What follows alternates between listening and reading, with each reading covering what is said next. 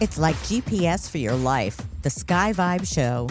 Judi.Diamond here with iHeartRadio, along with Thomas Miller, professional astrologer. And this is the Sky Vibe Show. Thank you so much for joining us. You know, Thomas, I got to tell you, I was so thrilled to get out of Mercury in retrograde. And then, bam, last week, I'm listening to your fun astrology show. What? Pluto in retrograde? Come on. Give me a break. You didn't have time to even catch your breath, and here we are. Another big one. Yes, and a very emotional podcast I listened to from you, and I went, oh my God, we got to talk about this on the Sky Vibe. Bring it down to the people like me. Well, first thing we have to talk about is retrograde. And astrologers like to throw around a bunch of terms, and I don't like to do that. So let's bring retrograde into what is it? What are we talking about? And it basically is a change in the perceived direction of the orbit of a planet from Earth. If you were watching it up in the sky, each planet has periods of time, and it's different for each planet, when they appear to go backwards in the sky. The best analogy to kind of think of is, have you ever passed somebody on the highway and it looks like their car was actually not moving forward? Yes, definitely. Or when you're flying in an airplane. It's not that a planet in the sky slows down and stops and turns around out there, but it does from our perception, and therefore it does on the astrological chart. So Mercury is the big one, and it gets all the press. But all of the planets go retrograde at some point or another for a period of time. Mercury is always around 3 weeks. But now Pluto, the farthest one out there, 3.3 billion miles away from the Earth, last week started appearing to go backwards. And because it's the slowest, it has one of the longest, and it's going to be doing this until the middle of October. Oy. And from what I understand, I mean, we're in such an interesting period, Thomas, of shifting. I mean, I see it all over socials of people feeling like they need to change something in their lives. Does this have anything to do with that? Boy, that's been the conversation that I've been having over the last couple of weeks with everybody.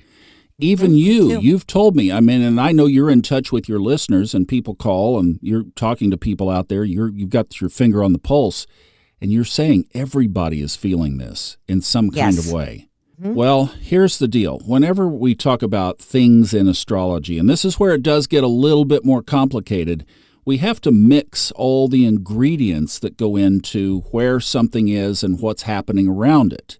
So we have to look at what sign is that planet in. And right now, Pluto has just moved into Aquarius. Just wee little bit. Whoa. Aquarius is the don't tell me what to do. That part I know. That's my favorite description of Aquarius. Don't tell me what to do. It's like, I'm going to beat to my own drum. And I've got a lot of Aquarians in my family, so I know this sign very, very well.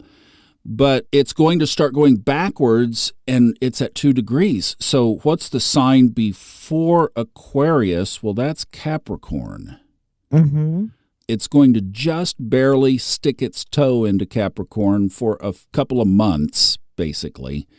And then in October, it will turn around from the very last part of Capricorn and start moving back into Aquarius, and there it will be for the next 20 years. That's basically the path. 20 years? Wait, 20 years? 20. Has it been in Capricorn for 20 years? Yes. So Capricorn, from what I understand, is a very very rigid kind of a feel to him. My daughter's a Capricorn. We're not describing anything in particular here now, are we? No, not at all, but so different from me. She should be the mother, I should be the child. Yes. She's very rigid and very stuck in her. She wants everything planned. Everything is in its place. This is what you do. She likes rules, and that's how I see it. Am I any close to any of that? Yeah, very much so. In fact, one of the characteristics of Capricorn that we think about talking about individuals from our own natal birth charts is we say, you're going to climb a mountain and you're probably going to get to the top. The thing is, you have to make sure you're climbing the right mountain. Oh, I like that. All right, but collectively, let's talk collectively for a minute. And you're exactly right. the imagery of Capricorn is everything that is, we could say, longevity, which becomes old and stodgy. How often do you guys freshen up your show? Like all the time, right? Yeah, like all the time, right? Always keeping it fresh, always staying ahead, anticipating trends, talking about trends, being on the cutting edge. What you did yesterday is maybe not relevant tomorrow because things are changing. Right. Total opposite of Capricorn. That would describe my daughter. Capricorn, what it was yesterday, it will be today, and it will be tomorrow, and it will be next month. And these things get tired and worn out, and they need to be freshened up. We need that Aquarius. Hey, let's radically blow this up and start over with something else. So the Capricorn revisiting from a collective perspective, this is what this is what folks are going to be feeling between now and October, is going back even in our own lives and being given the opportunity to release things that don't serve us anymore. Wow. I've been doing that a lot lately. A lot of us have. Wow. So explain, Thomas, I know Jupiter, for example, is expansion. How is Pluto? Like what kind of things do we look for with Pluto? Pluto's main characteristics are death and rebirth. And they go together. Almost choked on the death part. So and people get afraid of that. But look, here's the example that I love to use for Pluto. Let's say O'Fallon. Go out to the outskirts of O'Fallon, and just beyond the growth area, there's an old warehouse building out there.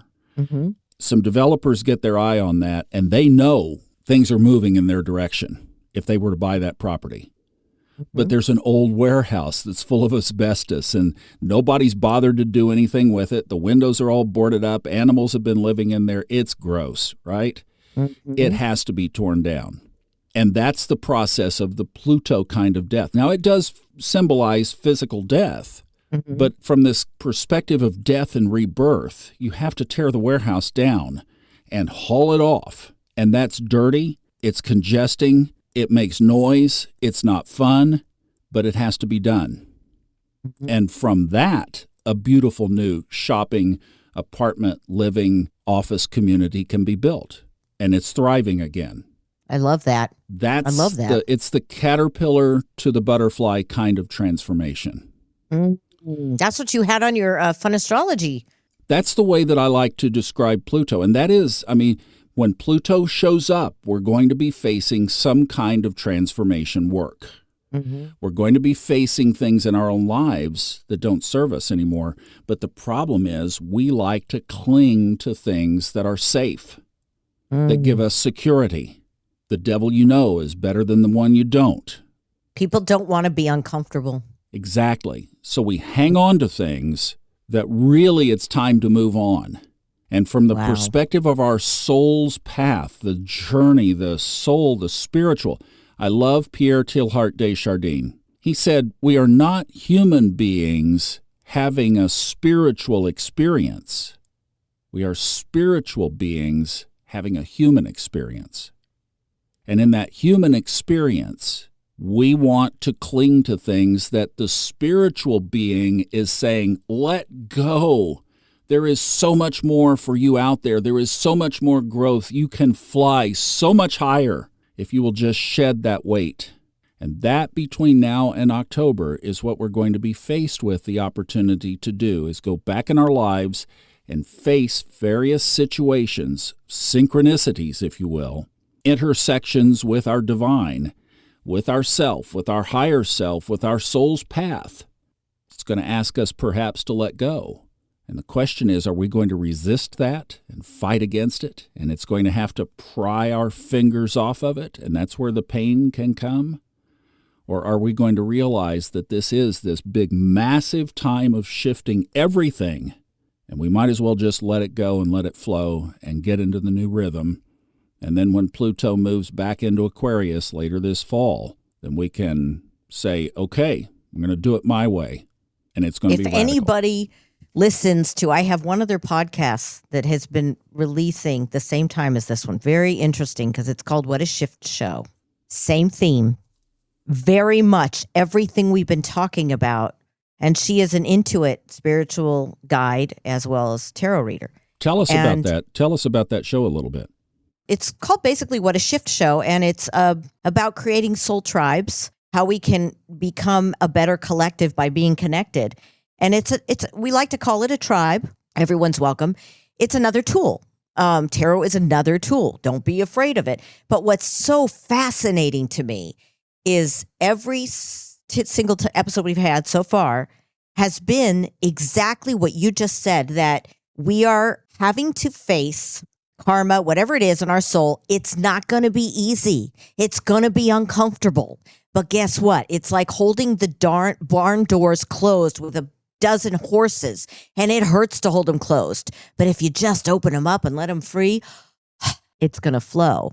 And Laura brings up, when you jump off the boat, yes, you're going to have to jump off that boat. You're going to have to be uncomfortable, but you will be saved. You won't drown. Promise.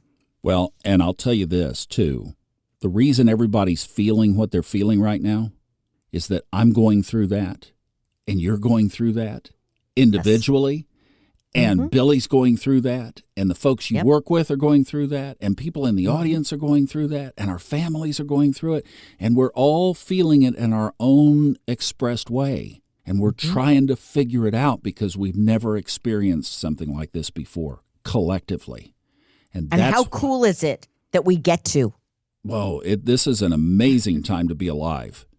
But it's also an amazing time to give a lot of space to people who might be going through something that you just don't even know. But this is part of the process, and it's not going to go away quickly. This is not a drive-through solution. It's going to be here for a while. So we might as well not fight it, but rather embrace it and let go of things that don't serve. That's the big message of Pluto going backwards in the sky. I love that. I love everything that it speaks to. And Thomas, thank you so much. If you want to be part of this tribe, again, it's a tool, as we've said before, whether it's a church, a tree, astrology, tarot, whatever it is, whatever helps you to get to your authentic, loving self and help in the collective, we're here for you.